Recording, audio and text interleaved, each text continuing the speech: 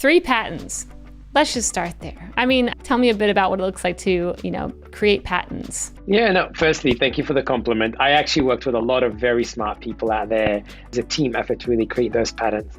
But I will say how it came to be is really, to me, is the most interesting part of it. Creating a culture that sort of encourages people to create patterns and work in innovative ways. And that was happening at the time at NBC Universal. I was part of a team called Media Labs. And the company at the time was going through a great investment into how do we fester and make sure that people are paying attention to innovation in all sorts of parts of the company. And this Media Labs team was right in the center of that. So it was quite a lucky team. We got to work with all the different parts of the company. You've got the parks, you've got the movie industry, you've got the TV, you've got the digital assets and everything else in between. And that team set sort of in a centralized way.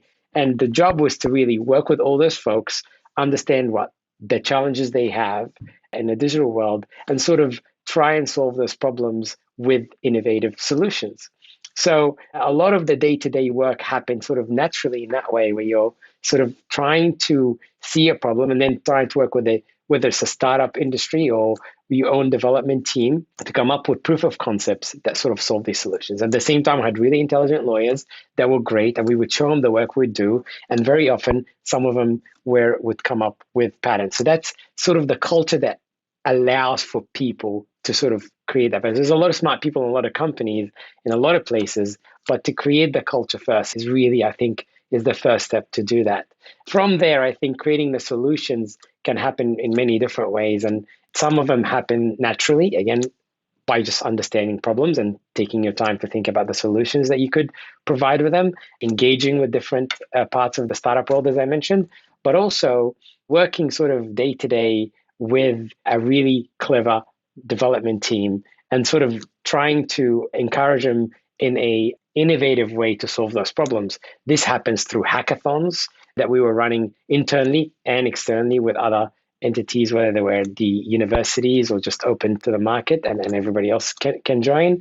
Or it could also happen by sort of challenging people internally to submit those great ideas and sort of see if you're able to bring somebody from marketing, somebody from development, and somebody else in sales, and sort of have them all sit together and solve these problems. So that's kind of, I think, the base model to get things like that done. And around that time, I submitted a few patents, again, being part of that team. And some of them were my ideas, some of them were not my ideas, but they were all sort of like great to work on.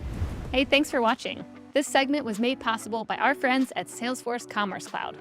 If you're looking for the #1 platform for all your commerce needs, go check out salesforce.com/commerce. And don't forget to subscribe below and tap that little bell icon so you can stay on top of all the amazing new segments and full episodes that we'll be putting out over the coming year with some of the best and most influential commerce leaders out there.